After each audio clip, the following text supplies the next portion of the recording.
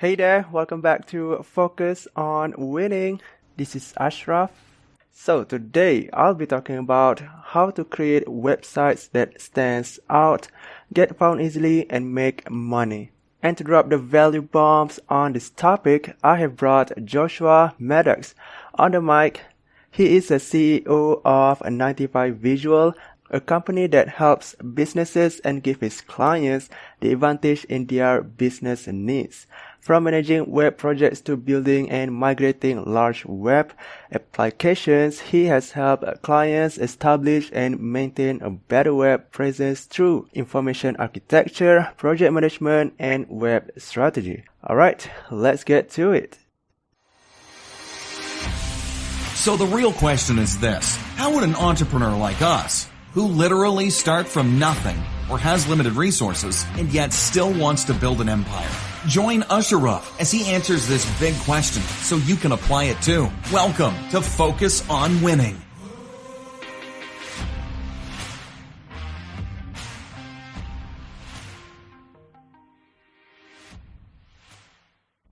Joshua, say hello to our listeners and share one thing about yourself that most people might not know.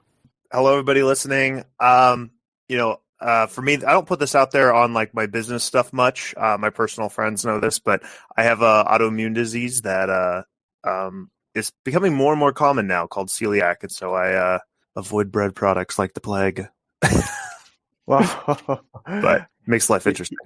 Oh, wow, that's interesting. I hope people can relate with you by knowing the unknown about you, right, Joshua? Yeah.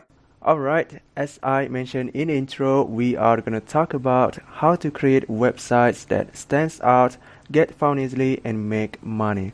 So Joshua, let's first talk about the challenges that the website's owner has when creating a website. What kind of challenges that they face?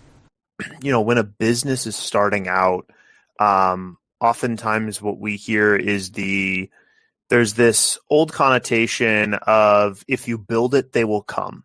And a lot of people think that, hey, I'm just going to build a website and I'm going to list my 3 services, whatever that business type is, whether you're, in a service-based business or a product-based business or whatever you're doing.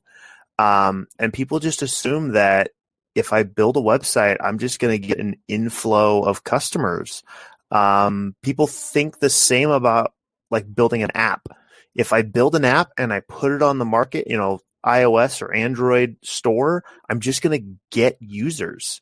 And so people don't understand that that's really the first step. Like that's really just laying the foundation, for everything. It's not the finished product. And so for a website specifically, just building a site is step 1 of 10, more or less. And the next step is you gotta do marketing. You gotta make sure people can find you. If you have a physical location, do you show up on business listing websites? So like there's a lot of stuff that goes into that. And we can definitely dive into more of this as we go, but I think just from that aspect, people understanding, who they are as a business and really what their offering is and portraying that on their website is definitely a starting point. But you are mentioning about mistakes. Is it the same as challenges?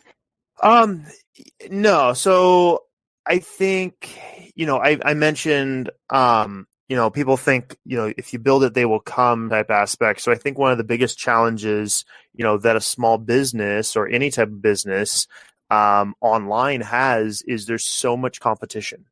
And so competition is a huge element. And it used to be before the web space was, before websites, if someone, was 100 miles away from you and you were a coffee shop, they weren't competition. But now I can buy coffee beans online from a coffee shop that's halfway around the world, and I can have it in 2-3 days to my doorstep.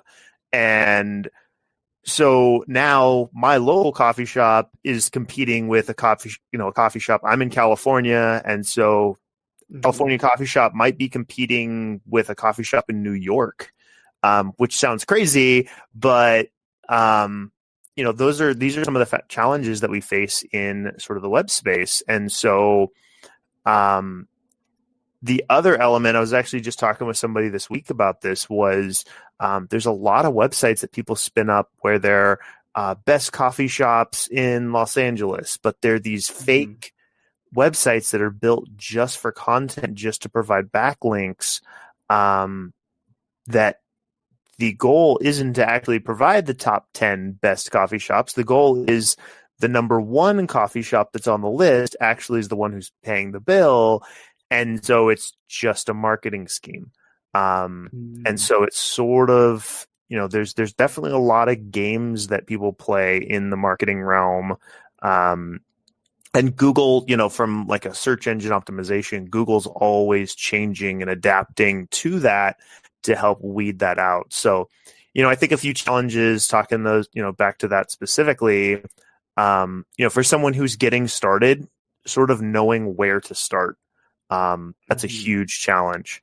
And then I think another aspect of that from a challenge perspective is, the competition. Competition is a huge thing.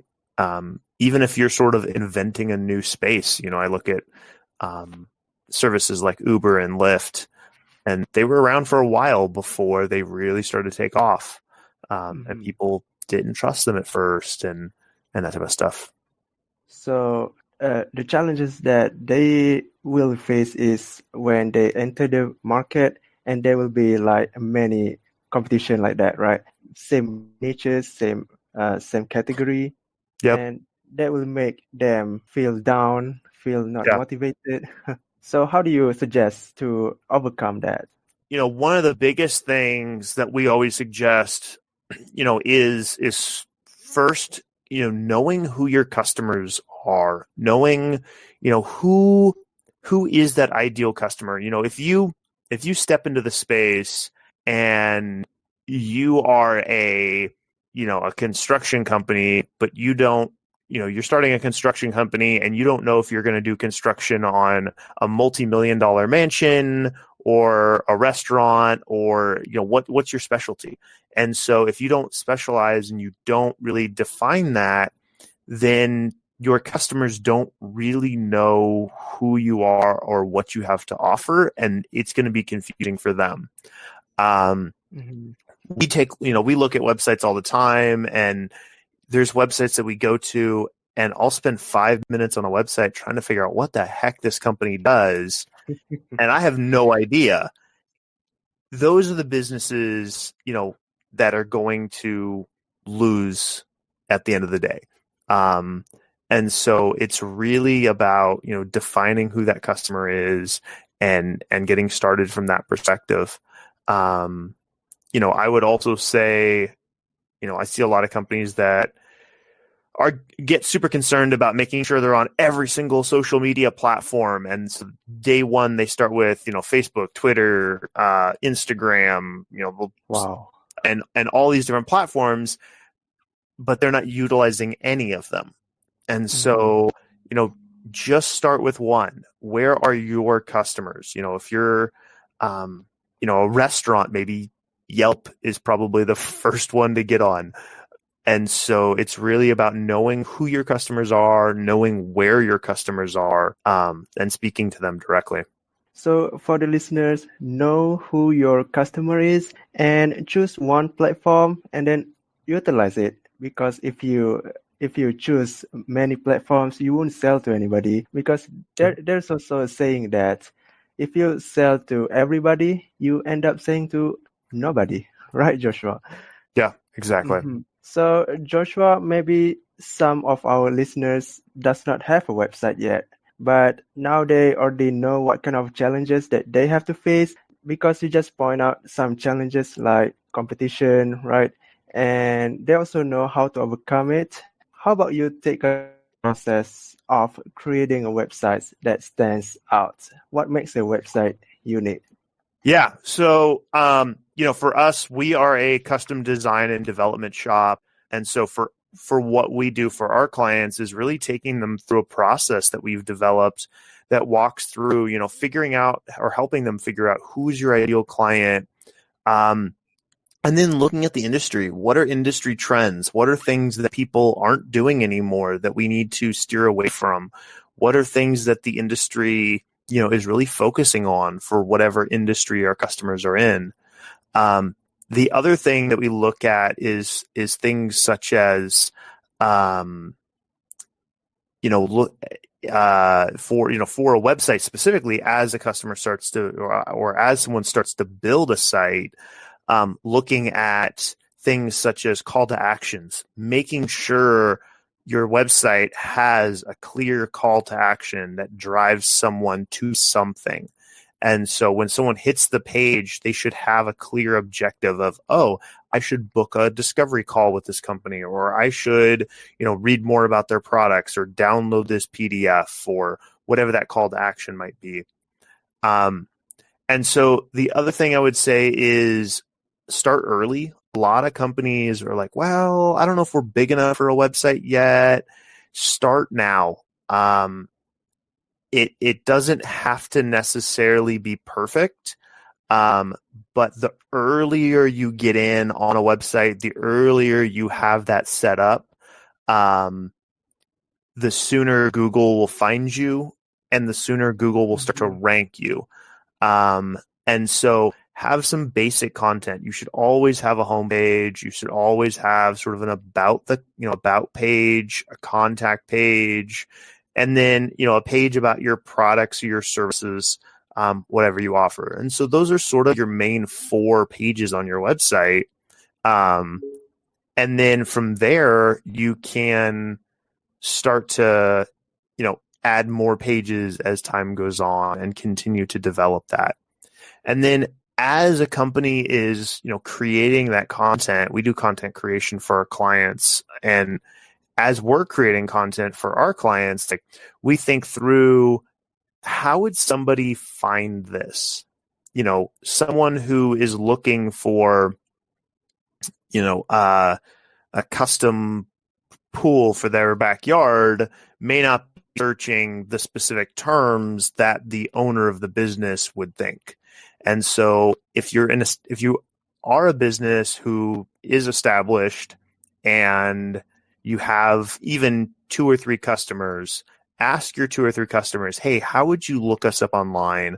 What are the types of information that our website could add value to you as a business?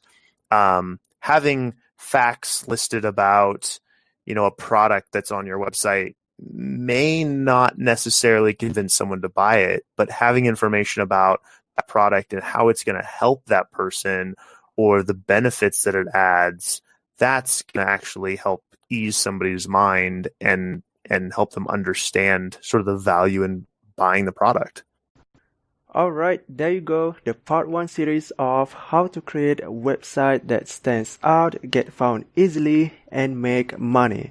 And on the next episode, we'll be talking about how consistent we should be to make our website get found easily, and also how to create an SEO that makes your website will be on the first page, appears on the first page, and how to get your website penalized by Google. That's right, penalized by Google. So if you don't want your website to get penalized, the next episode will be so much valuable to you, and I would say it's a must listen since it's more valuable than this episode.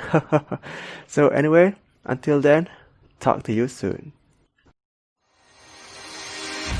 Hey, thank you for listening. We hope you can implement everything from this episode. And would you like to know more about business strategies and life hacks that you can apply right now? If so, subscribe to this podcast so you can become the best you.